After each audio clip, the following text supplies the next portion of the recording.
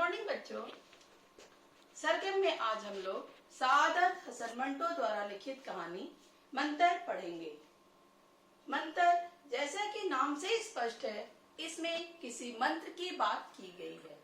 यह कहानी मिस्टर शंकराचार्य और उनके बेटे राम के इर्द गिर्द घूमती हुई नजर आ रही है। राम मिस्टर शंकराचार्य का 7-8 वर्ष का बेटा है। वह चेहरे से तो बड़ा ही भोला भाला है, लेकिन बला का चालाक। मिस्टर शंकराचार्य उसे कहते हैं, मुंह में राम बगल में छुरी कहावत इसी के लिए बनी है। एक बार मिस्टर शंकराचार्य अपने बेटे के शरारतों से परेशान होकर उसे डराने का सोचे। उन्होंने कहा, राम तू सुधर जा, वरना मुझे डर है परमेश्वर तुझसे नाराज हो जाएंगे। राम ने अपने पिता से पूछा, पिताजी ये परमेश्वर कौन है? शंकराचार्य ने कहा, भगवान, और कौन? वही हम सबसे बड़े हैं। राम ने कहा, पिताजी मुझे परमेश्वर को दिखा दीजिए ना। मिस्टर शंकराचार्य उसकी बातों का कोई जवाब नहीं दे सके और बोले, तू जा यहाँ से, मुझे बहुत काम है। राम चला गया। इसके पश्चात मिस्टर शंकराचार्य को एक नए मुकदमे के सिलसिले में पुणे जाना था। पुणे में उनकी बहन रहती थी जो राम को देखना चाहती थी। शंकराचार्य को लगा यह अच्छा मौका है, एक पंथ दो काज हो जाएगा। अतः वे अपने साथ राम को भी ले गए। कंपार्ट में वे चौड़ी सीट पर बैठे हुए थे। राम भी बैठा हुआ था। शंकराचार्य अपने साथी यात्री के साथ अखबार पढ़ रहे थे। राम खिड़की के बाहर सिर निकालकर झांक रहा था। हवा चल रही थी। राम मन ही मन सोच रहा था, काश ये हवा मुझे भी अपने साथ उड़ा पाती।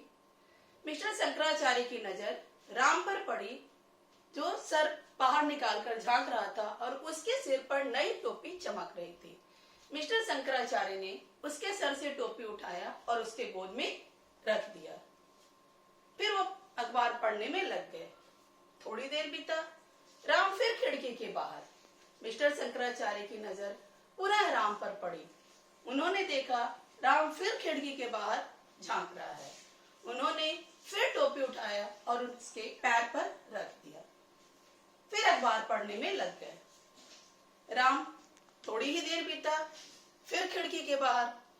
शंकराचार्य की नजर पुनः राम पर पड़ी और उन्होंने उसके सर से टोपी उठाया और बिना कुछ देर किए टोपी सीट के नीचे। राम इस बार कुछ समझ नहीं पाया। जब वो देखा तो टोपी पिताजी के हाथ में नहीं थी, कहीं सीट पर भी नहीं थी। वह फिर बाहर झांक कर देखा, रेल की पटरी पर एक कागज उड़ा जा रहा था। उसे लगा शायद वह उसकी टोपी है। वह सर अंदर किया और दहाड़े मार मार कर रोने लगा। मिस्टर शंकराचार्य ने कहा, अब क्या हुआ? उसने कहा, मेरी टोपी, और फिर से रोने लगा। मिस्टर शंकराचार्य ने कहा, गिर गई होगी, उड़ गई होगी, तो ही तो बार बार सर बाहर कर रहा था। राम ने कहा, लेकिन धक्का तो आपने दिया था ना। मिस्टर शंकराचार्य उसे चुप कराने का बहुत कोशिश किए, लेकिन राम मोटे मोटे आंसू बहाकर चिल्ला चिल्लाकर और रोने लगा। मिस्टर शंकराचार्य की सारी कोशिश असफल हुई। अंततः उन्होंने कहा, अच्छा अब तो चुप हो जा, मैं कोई प्रबंध करता हूँ टोपी लाने का। राम के आंखों के आंसू सूख गए। मिस्टर शंकराचार्य ने कहा, तू आंखें बंद कर, मैं मंत्र पढ़ता हूँ। राम ने आंखें बंद की और शंकराचार्य ने मंत्र पढ़ना प्रारंभ किया। ओम स्वाहा, और स्वाहा के साथ सीट के नीचे से टोपी उठाया और उसकी गोद में गिरा दिया। राम आंखें खोला, टोपी देखकर बहुत खुश हो गया। इसके पश्चात शंकराचार्य पुनः अखबार पढ़ने में लग गए और राम अपनी सीट पर बैठा रहा।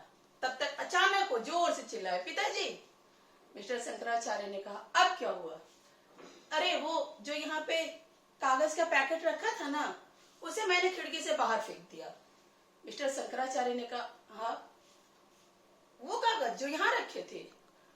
अब तो मिस्टर शंकराचार्य को इतना गुस्सा आया कि उन्हें लग रहा था उन कागज के पैकेट के साथ वो राम को भी खिड़की के बाहर फेंक दें, लेकिन ऐसा कर नहीं सकते थे, इसलिए खून का घूंट पीकर रह गए। एक ही मिनट में उनके दिमाग में उन कागजात को लेकर के सैकड़ों सवाल उठने लगे। राम पिताजी की तरफ देखता और एक अजीबोगरीब मुस्कुराहट उसके चेहरे पर फैलने लगी और पिताजी से कहता, पिताजी वही मंत्र पढ़िए ना कि कागज वापस आ जाए। पिताजी को ऐसा कोई मंत्र नहीं आता था जिससे कि खोई हुई वस्तु वापस आ जाए। कंपार्ट के सारे लोग बाप और बेटे की बातें सुन रहे थे। राम ने कहा, ठीक है पिताजी, आप अपनी आंखें बंद करिए, मैं मंत्र पढ़ता हूँ। शंकराचार्य ने आंखें बंद नहीं की, लेकिन राम मंत्र पढ़ना शुरू किया। उसने कहा, ओम स्वाहा, और कागज के पैकेट ले आकर के मिस्टर शंकराचार्य के सामने गिरा दिया। मिस्टर शंकराचार्य कागज के पैकेट्स को देखकर हतप्रभ रह गए। वह कभी कागज को देखते और कभी राम को। इस तरह यह कहानी यहाँ पर समाप्त हुई।